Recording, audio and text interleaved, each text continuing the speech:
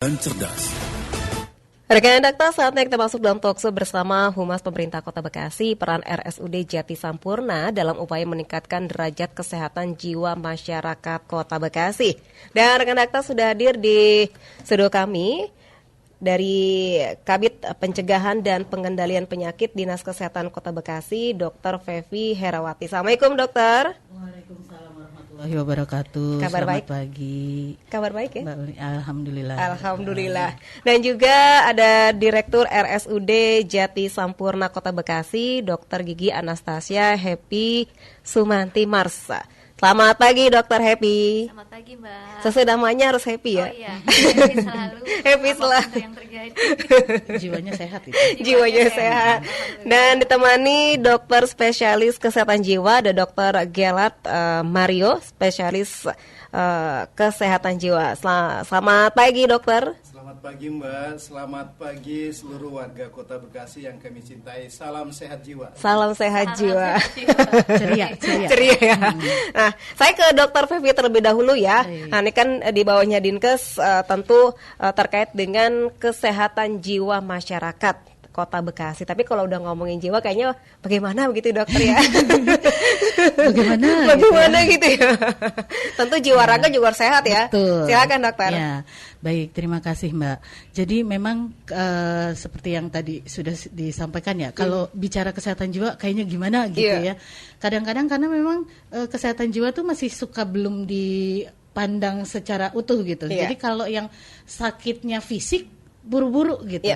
Tapi kalau yang sakit jiwanya masih kadang-kadang belum aware masyarakat yang seperti itu. Padahal ternyata kesehatan jiwa itu juga sangat-sangat penting. Pemerintah dalam hal ini juga sudah mengatur kebijakan, sudah punya kebijakan itu banyak terkait dengan kesehatan jiwa. Ada untuk saat ini dari Undang-Undang Kesehatan yang baru, Undang-Undang Nomor 17 Tahun 2023, kesehatan jiwa sudah masuk di dalamnya, diatur gitu terkait dengan kesehatan jiwa.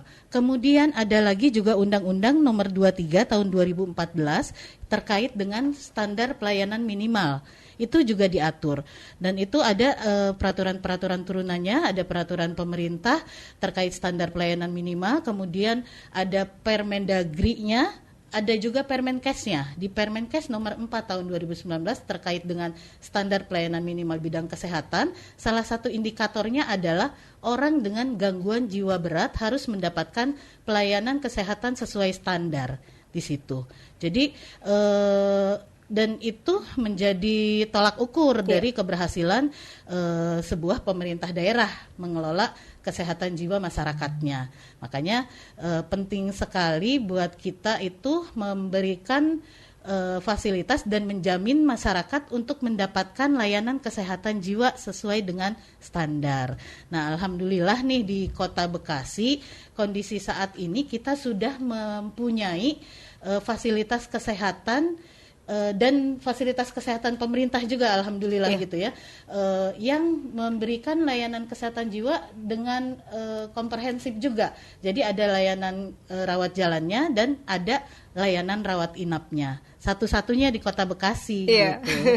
Jadi apresiasi untuk RSUD Jati Sampurna yang sudah menginisiasi layanan ini. Di Kota Bekasi ada memang layanan kesehatan jiwa, tapi yang memiliki layanan rawat inap itu hanya di RSUD Jati Sampurna.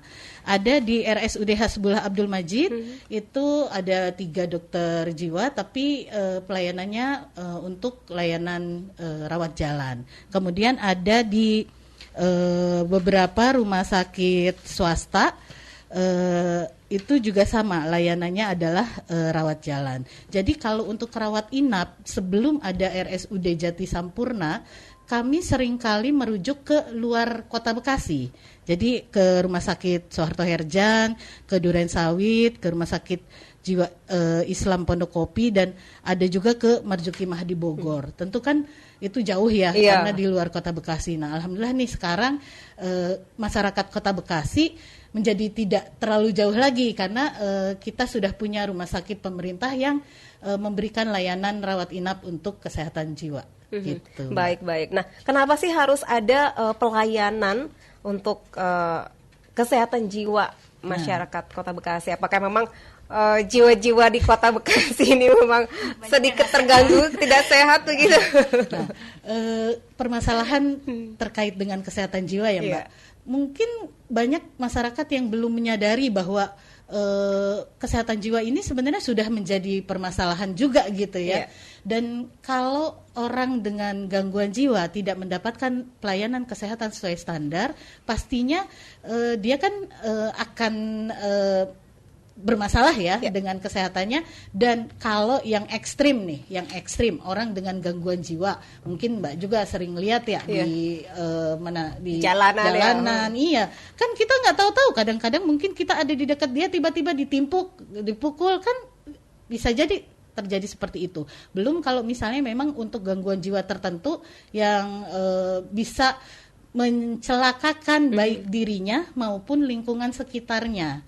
Nah, itu juga perlu perhatian khusus. Tapi untuk penanganan kesehatan jiwanya juga kita juga tetap harus memanusiakan manusia gitu ya. Karena orang dengan gangguan jiwa juga sama dengan kita pada umumnya, manusia juga gitu. Jangan karena memang kita takut dia ngamuk-ngamuk gitu ya, kemudian kita ikat, kita dipasung lah ya gitu, ditaruh di ruangan tertutup tanpa diberikan hak-haknya gitu. Nah, daripada seperti itu kan lebih baik orang dengan gangguan jiwanya kita obati gitu. Kalau misalnya kita penanganannya itu malah dengan dipasung, kemudian diikat, dirantai, kunci di ruangan, bukan hanya kejiwaannya aja yang dia nggak akan sembuh-sembuh, tapi bisa menjadi sakitnya nambah, sakit-sakit yang lain. Tadi sudah bicara dengan Dokter Mario juga ya, kalau orang yang diikat gitu misalnya ya, kakinya, tangannya, namanya otot tidak digunakan dalam jangka panjang kan pasti akan mengalami gangguan. Jadi akhirnya permasalahannya bukan hanya jiwanya saja, fisiknya juga jadi ikut. Belum lagi biasanya kebersihan dirinya kan nggak akan terjaga kalau yang seperti itu. Timbul masalah lain, gangguan kulit, mungkin ke saluran nafas dan lain sebagainya. Akhirnya nanti semua juga jadi tambah bahaya deh, tambah mengganggu dirinya dan orang sekitarnya juga. Belum misalnya dia dengan dapat penyakit lain, ternyata misalnya penyakit menular, bisa menularkan ke sekitarnya juga. Jadi pada prinsipnya sebenarnya dengan kita menangani orang dengan gangguan jiwa yang kita layani sesuai dengan standar, maka kita juga melindungi masyarakat semuanya. Intinya seperti itu gitu. Baik. Tentunya hadirnya di RSUD Jati Sampurna, bagaimana Dr. Happy dengan keberadaan pelayanan kesehatan jiwa di RSUD ini? Seperti tadi saya menyambung dari yang Dokter Siti ceritakan, kayaknya seru banget ya beliau bercerita. Beranjak dari kasus ya Mbak, dari data-data kasus dari tahun 2021 itu saya juga berkoordinasi dengan Dinas Kesehatan. Capaian SPM kita untuk penanganan ODGJ dengan gangguan jiwa berat yang mendapatkan pelayanan sesuai standar itu baru 65,2%. Tahun 2022 itu baru 6,16%, dan terdata di tahun 2023 ini ada sekitar 3.481 orang dengan gangguan jiwa ya, yang selayaknya atau sewajarnya itu merupakan tanggung jawab dari pemerintah kota, khususnya Kota Bekasi, untuk memberikan layanan kesehatan terhadap orang-orang tersebut. Nah, jadi beranjak dari situ, dan kemudian juga belum adanya rumah sakit di Kota Bekasi yang memberikan fasilitas kesehatan untuk merawat orang dengan gangguan jiwa ini, makanya kami mencoba diskusi panjang lebar dengan dinas-dinas terkait, bukan dinas kesehatan saja, kami juga bekerja sama dengan dinas sosial, karena penanganan untuk ODGJ ini kan secara komprehensif ya, bukan secara medisnya aja. Nah, jadi ketika ketemu di wilayah itu juga kami bekerja sama dengan para kader masyarakat, dengan petugas sosial masyarakat, TKSK, tenaga kesejahteraan itulah di kecamatan, tingkat kecamatan. Jadi mereka yang seringkali menemukan kasus-kasus di lapangan di wilayah tersebut yang ODGJ atau orang dengan gangguan jiwa ini yang merugikan atau seringkali mengganggu ya, lebih arah ke mengganggu masyarakat. Contohnya itu yang sering ditemukan adalah daerah Pasar Baru. Jadi berkeliaran di situ dan menimpukin kios-kios yang lagi jualan di sana, atau kalau enggak mengganggu lah orang-orang yang lagi lewat itu dengan mereka tidak berpakaian atau bertelanjang gitu ya. Jadi itu sangat mengganggu. Nah, hal-hal ini ketika kami belum hadir, mereka langsung merujuknya keluar kota Bekasi. Yang paling sering tuh ke Bogor, ya kan, terus sama ke Grogol dan ke arah Durensawit. Memang sih bekerja sama dengan puskesmas sekitar, tapi kan untuk biaya merujuk ke sana, terus di sana juga artinya bukan wilayah kota Bekasi sendiri, jadi banyak sekali hambatan-hambatan yang mereka ceritakan terjadi ketika mereka mau merujuk ODGJ ini. Nah, jadi beranjak dari itu banyaknya kasus sama belum adanya fasilitas yang ada di kota Bekasi. Ditambah lagi kami adalah RSUD kelas D yang memang baru diresmikan tahun 2019. Nah, ketika pas COVID ini selesai, kami mulai kan bersaing, kami mulai berinovasi, mencari layanan apa nih yang pas buat RSUD Jati Sampurna supaya makin dikenal sama masyarakat. Nah, jadi ngelihat celaknya seperti itu, langsung saya kerjasama dengan Dinas Kesehatan dan Dinas Sosial. Kami lakukan kaji banding ke Rumah Sakit Jiwa Soeharto Herjan, terus berembuk, terus persiapan merekrut dokter spesialis kesehatan jiwa, dan alhamdulillah dapat dokter Mario yang sangat luar biasa membantu kami karena beliau juga dulunya ASN di Kementerian Kesehatan. Jadi itu sangat benar-benar membantu kami dalam merintis usaha atau layanan kesehatan jiwa ini, mulai dari pelatihan para perawat, kita rekrut perawat lagi karena kan nggak cukup ya, perawat itu kan emang harus khusus untuk menangani kesehatan jiwa ini. Persiapan yang panjang, akhirnya di 1 April 2023 kemarin kami membuka layanan tersebut, mulai dari gawat daruratnya, rawat jalannya, sampai dengan rawat inapnya. Itu gedungnya tersendiri tidak? Kebetulan kami masih jadi satu, tapi di lantai yang terpisah. Seperti itu. Memang sih layaknya dan standarnya terpisah. Nah, ini nanti ya minta ya ke Dinkes ya. Minta ke pemerintah Kota Bekasi. Ya, mudah-mudahan ya. 2024 pemerintah Kota Bekasi sih udah janji udah janji untuk memberikan satu gedung baru buat kami. Mudah-mudahan itu bisa terrealisasi karena pasien kami mulai dari April sampai sekarang itu udah cukup banyak, itu sekitar 105 yang sudah selesai perawatan. Belum lagi yang saat ini lagi di rumah sakit itu sekitar 8 ya dokter. 8 orang yang tadi malam aja dokter Mario sampai begadang menerima ODGJ dikonsulin. Jadi tengah malam pun kita menerima apabila emang dari wilayah merujuk ke kami, itu kami juga terima. Berarti 24 jam ya? 24 jam. Tapi nanti terkenalnya RSUD dengan rumah sakit orang gila, nggak masalah ya? Nggak masalah, yang penting terkenal. Karena gini, yang saya ngelihat dari April ya Mbak ya, dari April sampai sekarang, sejak dibukanya ODGJ, karena kan orang dengan gangguan jiwa itu seperti tadi Dokter Fevi sampaikan, nggak cuma jiwanya aja yang terganggu gitu kan. Kadang mereka ditemukan fisiknya juga sakit, yang sakit kulit lah, yang kecelakaan lah, yang waktu itu aja langsung dirujuk untuk bedah tangannya segala macam. Nah, kebetulan di rumah sakit kami ini juga sudah tersedia 18 jenis dokter spesialis. Jadi bisa kita tangani secara komprehensif apabila mereka membutuhkan bedah, ya kita siap dengan ruang operasi dan dokter bedahnya. Sakit kulit ya kita rujuk ke dokter kulit gitu ya. Jadi sudah cukup banyak, terutama penyakit dalam, dokter spesialis penyakit dalam kita juga ada 2, jadi sangat menangani secara medis yang lainnya gitu kan. Ditambah dokter Mario yang selalu inten dan terus-terusan ngawasin di grup, lebih aktif jauh dari saya gitu ya. Jadi ini suatu saya melihat suatu perawatan yang komprehensif yang sangat baik apabila mendapat perhatian lebih khusus lagi, sehingga kami bisa menampung lebih banyak lagi. Nah, tadi dari 105 saya juga mendapat data sampai dengan saat ini Kota Bekasi itu sudah terdata 226 pasien jiwa, sedangkan yang dirujuk ke kami atau dirawat di kami baru 105. Artinya kami baru bisa melayani 50% ya, nggak sampai 50% lah, 49 sekian persen. Nah, itu kendalanya adalah di fasilitas ruangan. Memang kami terbatas, hanya tersedia sekitar 12 bed untuk ODGJ ini, dan itu selalu seringkali full gitu. Jadi waiting list ya. Kalah bintang 5 juga.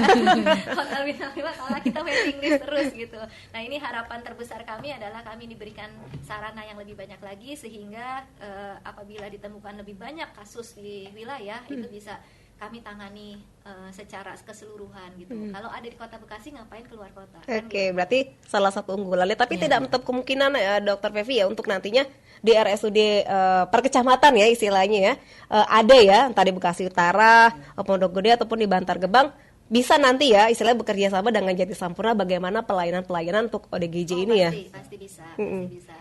Karena sekarang pun mereka kalau itu langsung rujuknya ke kami kan, ke Jati Sampurna. Puskes juga memang sih ada beberapa yang masih rujuk keluar. Salah satunya kendala adalah di ruangan fasilitas kami, atau juga keluarga karena keluarga dari ODGJ tersebut lebih familiar dengan Soeharto Herjan atau ke Grogol udah akhirnya mereka rujuk ke Grogol. Balik lagi itu kan hak dari setiap pasien untuk memilih fasilitas kesehatan mana, seperti itu. Ditambah satu lagi, kami juga banyak pasien ODGJ kami itu adalah orang terlantar.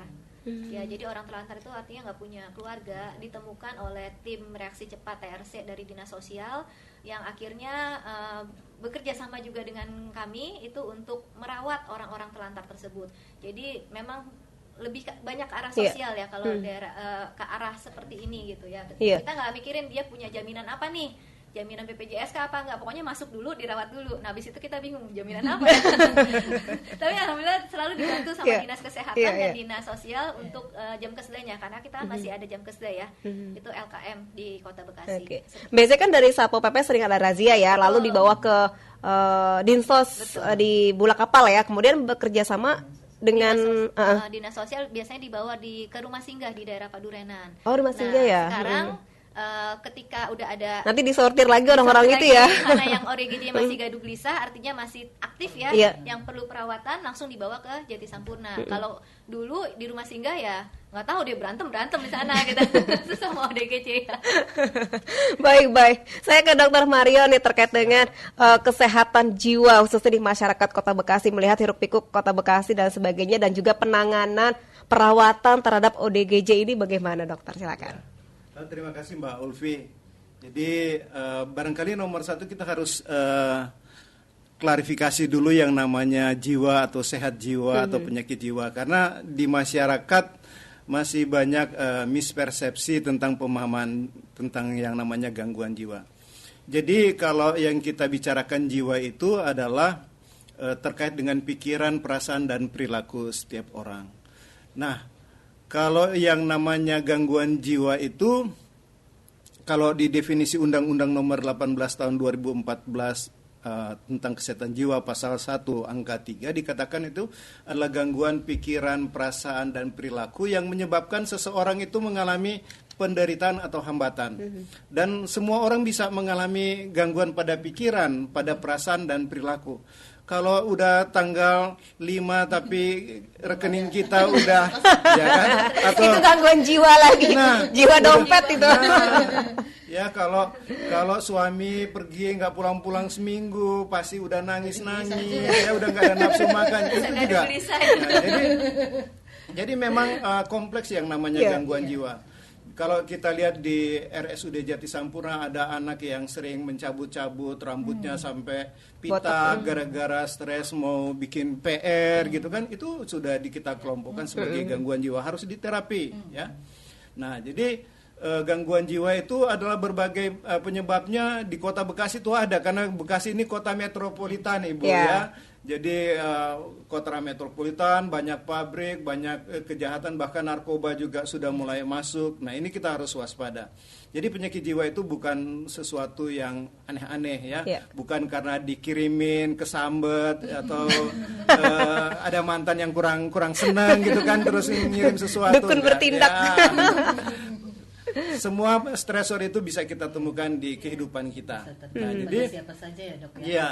Jadi tidak harus memikir gangguan jiwa itu yang telanjang, ngamuk di jalan. Padahal itu yang nggak ada nafsu makan, ya, gara-gara sesuatu, yang nangis terus, mengurung diri di kamar, gara-gara sesuatu, itu sudah layak kita terapi. Karena kalau penyakit jiwa itu tidak kita terapi, biasanya dia akan berkembang makin lama, makin bertambah berat.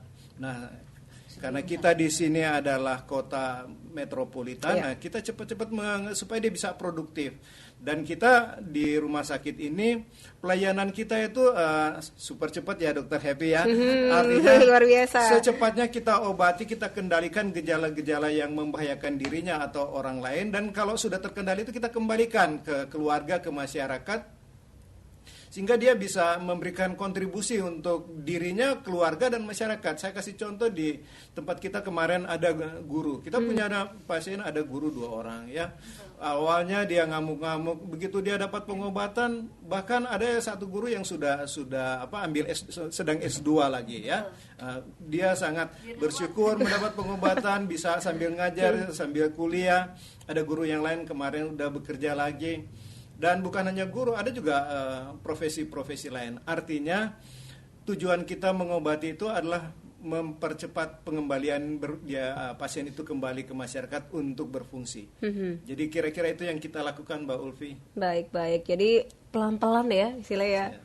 Butuh berapa waktu lama sih untuk menyembuhkan apa? Mungkin juga kalau ringan cepat, lalu kalau udah berat lebih lama begitu, Dok? Ya, penyakit jiwa itu bermacam-macam. Ada yang ringan, ada yang berat. Kalau dia ringan, penyakitnya paling 2-3 bulan sudah bisa kita stop obat. Ada beberapa pasien yang karena gejalanya sudah terkendali, dia sudah tidak ada keluhan, sudah kembali kepada kehidupan yang normal, kita bisa hentikan. Tetapi ada beberapa penyakit yang memang kronis yang harus membutuhkan pengobatan jangka panjang. Dan biasanya kita berikan obat jangka panjang pun itu sifatnya pencegahan untuk mencegah kekambuhan. Kita menyebut relapse prevention. Yeah. Nah, kalau dia penyakit-penyakit kronis seperti itu, seperti skizofrenia, memang dia harus minum obat seumur hidup. Kita tidak bisa pungkiri bahwa dia harus minum obat. Tapi di RSUD ini semua obat yang kita butuhkan untuk penyakit-penyakit kronis sudah tersedia. Jadi bagi warga Bekasi nggak usah repot-repot, Bu, jauh-jauh ya. Ya, ditanggung oleh BPJS ada, yang ditanggung oleh LKM ada ya. Jadi manfaatkan segala sesuatu yang sudah difasilitasi oleh Pemda Kota Bekasi. Baik. Ataupun hanya sekedar untuk konseling aja bisa, Dokter ya? Bisa, ada beberapa yang datang untuk mencari solusi terhadap permasalahan sebelum dia mengalami tadi penderitaan atau hambatan. Sebelum dia mengalami gangguan jiwa, dia coba share. Bahkan di rumah sakit kita ini, bagi perusahaan yang ingin menseleksi karyawannya layak apa tidak, punya pelayanan untuk pemeriksaan kesehatan jiwa.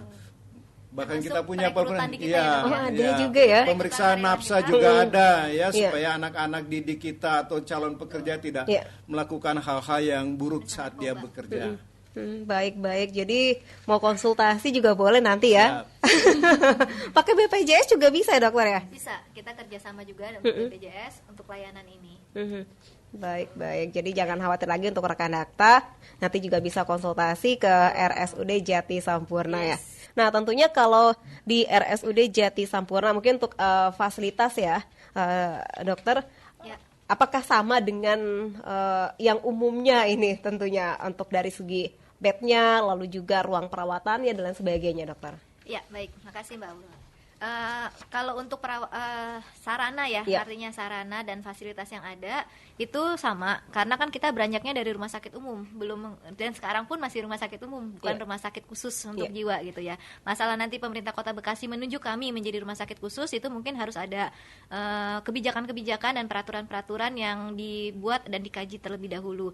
Jadi fasilitas kami masih sama dan terus meningkatkan jenis layanan spesialis yang awalnya kita cuma punya 4 karena sebagai spesialis dasar, terus kita berkembang dan sekarang kita punya 18 jenis spesialis, dan di tahun ini kami menambah 3, yaitu kesehatan jiwa, kulit kelamin, dan spesialis jantung dan pembuluh darah. Nah, kebetulan penambahan barunya ini yang menjadi menjadi idola, menjadi unggulan gitu. Jantung juga cukup tinggi gitu, karena kita punya alat jantung itu lengkap untuk eko, untuk pemeriksaan USG jantung, dan bahkan sekarang beberapa bulan mendatang kita juga akan ada treadmill. Jadi pemeriksaan MCU jantung bisa secara keseluruhan, bisa datang ke RSUD Jati Sampurna. Kalau rumah sakit lain mungkin ngantri-ngantri, ke kita bisa pesen dulu waktunya gitu. Jadi kan bisa daftar online lah. Jadi waktu ngantrinya nggak bete lah nunggu di rumah sakit seperti itu. Kemudian kita juga ada paket-paket MCU lengkap. Kebetulan Dr. Mario juga ahli dan spesialis dengan napsa gitu kan. Jadi untuk pemeriksaan narkoba, konsultasinya itu juga kita melayani di sana. kemudian untuk yang lain-lainnya itu seperti spesialis bedah, penyakit dalam itu standar lah ya, paru, saraf, rehab medik. Nah ini rehab medik ini juga menjadi salah satu unggulan dan favorit untuk pasien-pasien yang datang ke RSUD Jati Sampurna, karena kami punya polifisioterapi ya. Rehab medik itu kan kalau ada sesuatu yang bukan yang otot kita salah atau apa gitu ya. Nah kita ada polifisioterapi dengan alat-alat yang lengkap di sini. Kita punya kita punya ultrasound, terus kita punya diatermi, TENS, infrared, dan beberapa alat-alat lainnya seperti gimbal itu juga sudah dilengkapi.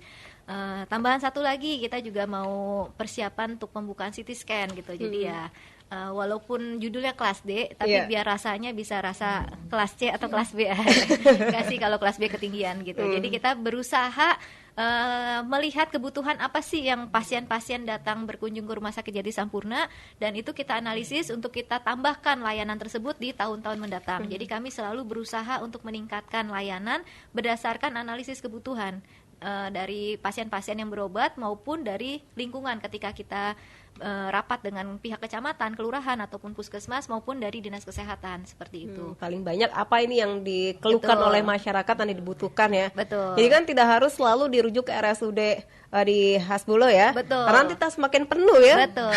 Dan jauh kan Mbak. Iya. Gitu. Jadi untuk warga Jati Sampurna dan sekitar gitu, jadi boleh ke RSUD Jati Sampurna karena apalagi kalau nanti udah ada CT scan ya, itu berharap bisa menjadi rujukan dari rumah sakit sekitar, karena kita juga alat CT scan-nya ya nggak tanggung-tanggung yang 16 slice ya. Jadi nggak yang cuma ece-ece gitu ya. Jadi ini lagi dalam tahap persiapan, mudah-mudahan di awal tahun depan bisa running ya, itu harapan kami. Baik. Nah terkait dengan ODGJ ini, pastikan kalau di Kota Bekasi kan ada yayasan swasta ya istilah yang merawat dan menangani ini. Lalu bagaimana dari RSUD Jati Sampurna bekerja sama dengan mereka? Apakah dari yayasan tersebut dibawa ke RSUD Jati Sampurna untuk ditangani lebih lanjut lagi? Ya. Baik, kalau untuk yayasan ini selama ini sih mereka merawat untuk yang ODGJ yang udah tenang ya. Jadi artinya untuk rehabilitasi mental mereka, rehabilitasi sosial mereka. Jadi malah kebalikan, seringkali dari kami itu ada beberapa yang masuk ke yayasan-yayasan sosial. Nah itu beberapa yang sudah kerjasama dengan dinas kesehatan ya, karena ini kan kita ranahnya lewat dinas kesehatan dan dinas sosial. Karena kan ranahnya lagi bukan pelayanan medisnya, tapi lebih ke arah rehab sosialnya. Nah itu ada Yayasan Galuh, Yayasan Samrut Biru, Obor Kasih, Getsemani, Gerasa, Peduli Kasih, Embun Kasih, Medika Sakti. Jadi ada 8 kurang lebih untuk yayasan ini. Nah ini kan kenapa nggak langsung dari RSUD ke yayasan? Karena kan berkaitan juga dengan biaya ya. Karena biaya ini kan mereka juga pasti ada, entah ya, saya juga nggak mengarah ke sana, mungkin nanti Dokter Fevi bisa lebih detailnya. Yang pasti setelah selesai dari kami, ketika mereka punya keluarga, kita undang keluarganya, kita edukasi. Ini sebenarnya masih harus ada pemantauan. Kita kerjasama juga puskesmas, kita suratin kepala puskesnya, ini ada warganya loh di jalan ini untuk dipantau obatnya. Seperti Dokter Mario sampaikan, sebetulnya obat itu nggak bisa lepas, harus terus dipantau minum obatnya gitu. Nah jadi pemantauan obat sama edukasi keluarga kita kembalikan ke pihak keluarga. Kalau yang terlantar, yang tidak punya keluarga, kita kerjasamanya dengan dinas sosial. Jadi dinas sosial itu punya layanan rumah singgah, di mana untuk menampung yang salah satunya ODGJ terlantar yang memang udah dalam tahap stabil. Nah, setelah selanjutnya masalah dinas sosial mengarahkan ke yayasan-yayasan tersebut ya, itu adalah ranahnya dari dinas sosial. Seperti itu Mbak kurang lebihnya. Baik. Saya ke Dokter Mario untuk treatmentnya seperti apa agar mereka bisa sembuh ya. Dan khawatir tidak Dok ketika mereka sudah kembali ke masyarakat, sudah dinyatakan sembuh, kambuh lagi Dok? Silakan. Oke. Khusus tentu ini pasti yang ditanyakan tentang ODGJ yang berat ya. Jadi penyakit jiwa itu sebenarnya gangguan fungsi otak. Jadi mengendalikan gejala-gejala gangguan jiwa berarti kita mengendalikan fungsi otaknya agar bekerja sesuai dengan apa yang seharusnya. Nah, karena ada beberapa penyakit jiwa itu kronis, jangka panjang, dan cenderung seumur hidup, kita harus memberikan obat untuk seumur hidup. Nah kebetulan di RSUD Jati Sampurna semua obat yang kita butuhkan sudah tersedia. Apalagi didukung dengan standar yang ditetapkan oleh Kementerian Kesehatan sudah kita sediakan. Nah cuman pada pengobatan orang gangguan jiwa itu yang nomor satu yang harus kita tumbuhkan kesadaran diri atau kita menyebut tilikan, insight, bahwa dia sakit. Dia butuh sesuatu untuk mengendalikan pikiran, perasaannya agar suara-suara yang sering dia dengar itu hilang, ketakutan yang dia alami itu hilang. Dia harus minum obat.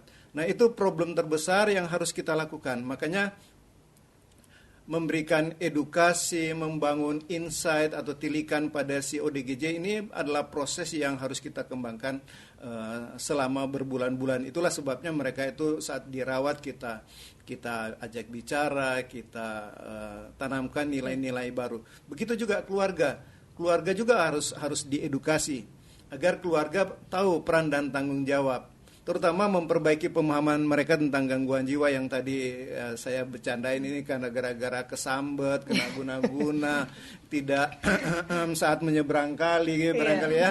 Nah, ya, supaya tidak melakukan hal-hal yang bahkan memperburuk seperti Dr. Fevi bilang, kalau dia dipasung bukannya menyembuhkan penyakit, bahkan menimbulkan penyakit dan permasalahan yang lebih berat. Jadi kalau keluarga tahu bahwa ODGJ ini butuh obat, ODGJ ini perlu konsultasi, mereka tentu akan mendorong atau bekerja sama membawa orang dengan gangguan jiwa ini untuk melakukan pengobatan di RSUD Jati Sampurna. Nah, obat-obat yang sudah disediakan oleh RSUD Jati Sampurna ini, untuk pengalaman saya sebagai psikiater lebih dari 20 tahun Ibu ya, mungkin sudah 95% yang saya mintakan ke direksi udah dipenuhi. Ya. Jadi mau gangguan jiwa gangguan jiwa yang ringan itu sudah, yang berat sudah ya. Cuma memang standar yang kita pakai adalah obat-obat yang ditetapkan oleh Fornas, Formularium Nasional.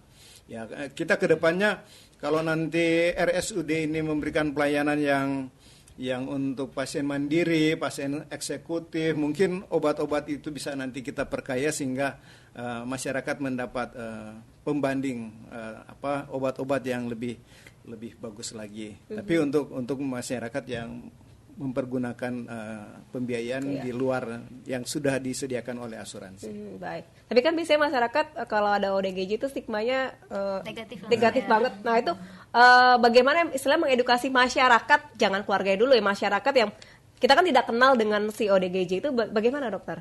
Ya, jadi gini, pertama yang kita harus sadarkan ke masyarakat bahwa gangguan jiwa itu gangguan seperti penyakit lain, hipertensi, diabetes, atau sakit asma yang ada obatnya.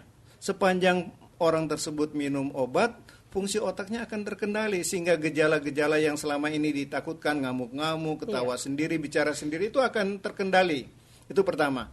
Yang kedua yang harus kita edukasi ke masyarakat bahwa ODGJ itu juga manusia.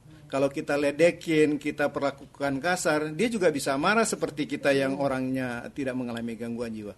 Jadi marilah kita memperlakukan ODGJ secara manusiawi, jangan kita ledekin, jangan kita teriakin, atau bahkan kita mungkin timpuk dengan batu, ya. Karena ODGJ kalau dia sudah minum obat, dia akan sama seperti kita. Kalau kita ketemu di mall, bahkan saya sering bertemu pasien-pasien saya di mall, ya keliling-liling.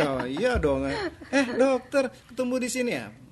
Padahal penampilannya tidak membedakan dia. Kalau dia udah waktu di RSUD ini, waktu masuk rambutnya panjang, gimbal, hitam kulitnya karena nggak mandi udah 3 bulan. Begitu udah masuk di rumah sakit, dokter Happy udah suruh orang potong rambutnya, udah cakep, udah dimandiin, udah dandanin, Mbak. Udah didandanin, udah bagus ya? Sama seperti kita pada umumnya, tidak ada bedanya. Ya, nah, makanya lakukanlah pengobatan secara benar dan teratur dan sedini mungkin. Jangan tunggu sudah berbulan-bulan. Jadi kalau dia udah rada ngamuk-ngamuk atau nggak makan 3 hari, jangan tunggu nanti dia udah kurusan, secepatnya ya. Supaya pengobatan itu, obat itu makin cepat kita berikan, makin cepat kesembuhannya. Baik. Kalaupun untuk timnya dokter untuk penanganan ODGJ ini tentu kan yang sabar gitu ya. Bagaimana kalau di RSUD ini? Sama, khususnya perawat ya, karena kan perawat yang berhubungan dengan mereka 24 jam ya dokter ya. Dan memang kesabaran yang terus kita encourage mereka gitu kan ya, kita kasih apresiasi ketika mereka berhasil menangani teman-teman ODGJ yang lagi dirawat seperti itu. Tapi ya nggak nutup kemungkinan ada korban juga, seperti ada perawat saya tuh sampai dipen karena patah di tulang apa di sini ya, dekat jempolnya situ ya, jadi akhirnya harus dipen juga. Ada juga yang terkilir karena sedang menahan ketika ODGJ itu lagi ngamuk. Jadi banyak hal yang terjadi, dari yang tadinya takut-takut, geli-geli, akhirnya jadi kayak sayang gitu ya, karena ketika saya melihat perawat lagi memandikan si ODGJ atau nyukur ya, karena pas datang seperti dokter Mario bilang, wah rambutnya udah nggak jelas itu rambut atau sapu atau apa ya, langsung kita botakin kalau yang laki-laki ya. Kalau yang perempuan kita potong selayaknya, kita kasih baju, kita kasih sendal, kita kasih alat mandi gitu. Itu semua kita siapin dari RSUD gitu. Termasuk tadi obat-obatnya yang dokter Mario bilang, itu tanda pemerintah Kota Bekasi aware terhadap kesehatan jiwa, karena berapapun anggaran yang saya minta itu dikasih seperti itu ya, demi meningkatkan kesehatan jiwa di Kota Bekasi. Baik. Dan sekarang sudah yang ada di RSUD sudah berapa? Yang dirawat, dirawat kurang dari April sampai dengan sekarang 105, plus yang masih ada di rumah sakit itu ada 8. Masih ada 8 ya? Masih ada 8. Baik, yang lain sudah sembuh. Mungkin ada sering konsultasi juga ke RSUD? Oh iya, habis sembuh kita ada jadi kalau dia baru pulang, untuk kontrol, memastikan gejala-gejalanya terkendali, obat diminum, kontrolnya minggu pertama, 1 minggu dia pulang kontrol. Nanti kalau dia udah bagus, patuh 2 minggu. Nanti kalau dia udah bagus, kita bisa berikan obat jangka panjang sesuai standar dari BPJS atau LKM sebulan sekali. Dan semua saya syukuri warga Bekasi ini patuh. Ya, karena kunci dari pengobatan ini edukasi, membangun kesadaran diri bagi warga bahwa penyakit ini bisa diobati, dan RSUD Jati Sampurna menyediakan obat yang mereka butuhkan. Baik. Ada tersedia semuanya. Tapi datangnya harus sama keluarga ya? Ya. Ada yang sama keluarga, ada yang dari pihak TRC Dinsos. Jadi kalau mereka yang telantar, dari Dinsosnya yang nganter ke kita. Dan banyak testimoni sih Mbak dari keluarga-keluarga yang mengucapkan terima kasih ya, karena sudah dirawat, sekarang sudah bisa normal kembali, ngomong udah nyambung katanya gitu ya. Jadi kita juga senang ya merawatnya, akhirnya bisa berhasil dan mereka bisa diterima kembali ke keluarga. Karena banyak juga keluarga yang nggak mau jemput, udah waktunya pulang nih, banyak aja keluarga yang ngulur-ngulur waktu gitu. Malu apa mungkin ya? Iya, entah malu, entah takut juga ya Dok, karena memang stigma itu yang harus kita edukasi terus. Akhirnya seminggu kemudian baru dijemput gitu. Ya udah, kita tampung aja selama keluarga itu memang belum mau menjemput ya, tapi tetap kita lakukan edukasi seperti itu. Baik. Tapi kalau dari testimoni yang mereka sudah sembuh itu, untuk kembali ke masyarakat bagaimana? Jadi mereka sih bilang ya udah bisa mulai membantu lah, misalnya beresin rumah, itu kan suatu hal yang peningkatan lah ya, kemajuan. Bahkan ada yang terus terang waktu itu ada yang apa ya Dok ya, profesinya ya, dan dia udah kembali ke profesinya, seperti itu, guru ya Dok ya. Jadi artinya kan dia sudah bisa berfungsi kembali nih gitu dengan profesinya gitu, seperti itu sih kurang lebihnya. Baik. Lalu ODGJ tapi pasti ada pelayanan lainnya ya di RSUD. Apa saja itu dokter? Pelayanan lainnya kami ada spesialis bedah, anak, penyakit dalam, paru, saraf, rehab medik, kebidanan, kesehatan jiwa, kulit kelamin, jantung dan pembuluh darah. Di samping itu ada penunjang, kita punya ruang ICU juga, ruang PICU yang sangat sulit ya dicari di Kota Bekasi, kita siapkan 1 bed, dan kita baru buka juga untuk NICU. Jadi untuk bayi-bayi sakit yang membutuhkan perawatan intensif, dan perina itu bayi-bayi sakit juga ya. Jadi kami membuka layanan baru NICU dan perina ini, ya alhamdulillah keisi terus ya, walaupun memang ada beberapa yang kosong. Jadi ketika membutuhkan, mungkin pengalaman kita sih cari NICU sekota Bekasi susah cari rujukan gitu. Jadi akhirnya kita mempersiapkan diri, segala sarana fasilitas yang ada, obat-obatan, dokter spesialisnya kita penuhi, kita lengkapin, dan kita buka untuk layanan ini untuk menambah. Seperti itu. Dan layanan penunjang lainnya pasti lab ya, laboratorium dan radiologi. Itu lumayan lengkap di kami, ditambah lagi nanti kalau CT scan hadir itu tambah lengkap lagi. Seperti itu, Mbak. Baik. Nih mungkin statement terakhir dari nanti satu persatu ya, dari Dokter Mario apa nih, sampaikan, silakan. Ya, sekali lagi Mbak Ulfi dan warga Kota Bekasi, penyakit jiwa itu bisa diobati. Orang dengan gangguan jiwa itu bisa kembali ke kehidupan yang sebelumnya. Jadi kalau dia mungkin bertani, bisa bertani, pekerja bangunan bisa, bahkan profesi yang lebih bagus lagi, misalnya guru, ya, tenaga kesehatan, bisa kembali ke kehidupan normal. Yang penting bagaimana kita mengenal diri kita, melakukan pengobatan yang benar. Kalau orang tersebut mengalami gangguan jiwa berat, tentu dia harus melakukan pengobatan jangka panjang. Kedua, untuk masyarakat, marilah kita memperlakukan saudara kita yang mengalami gangguan jiwa atau kita sebut ODGJ secara manusiawi. Kalau dia sakit, bawa dia berobat. Kalau dia marah, nggak usah kita lawan, kita tanggapi dengan kasar, tapi bawalah dia ke RSUD. Urusan selanjutnya nanti Dokter Happy ya akan menangani ya, karena kita sudah punya ruang perawatan, obat-obat yang lengkap dan tenaga yang sudah cukup andal ya, sudah terlatih ya, sudah berpengalaman menangani orang-orang dengan gangguan jiwa. Baik, biar menangani Dokter Happy tetap happy ya.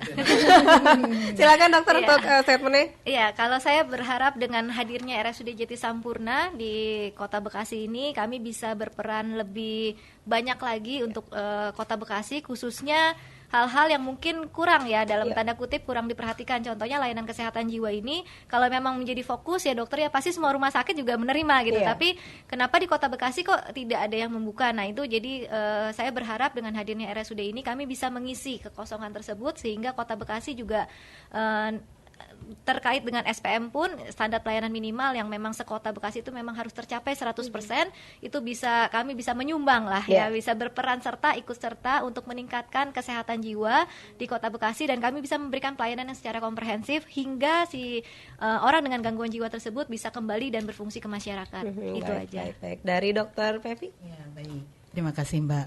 Mewakili pemerintah Kota Bekasi mengajak masyarakat Kota Bekasi, mari kita manfaatkan fasilitas yang sudah disediakan oleh pemerintah Kota Bekasi. Jika ada keluarga atau masyarakat di sekitarnya yang memang mengalami gangguan jiwa, dibawa ke fasilitas pelayanan kesehatan yang ada di Kota Bekasi, dan kita sudah punya rumah sakit juga yang melayani orang dengan gangguan jiwa yang memerlukan rawat inap. Kemudian untuk masyarakat lainnya yang mungkin mari kita hilangkan stigma bahwa orang dengan gangguan jiwa itu manusia juga yang layak diperlakukan sebagaimana kita juga ingin diperlakukan. Jadi bisa mendukung justru terhadap kesembuhannya. Jadi kalau sudah dilakukan pelayanan kesehatannya, artinya sudah dapat diterima oleh masyarakat dan keluarganya, kita bantu untuk bisa terus sembuhnya.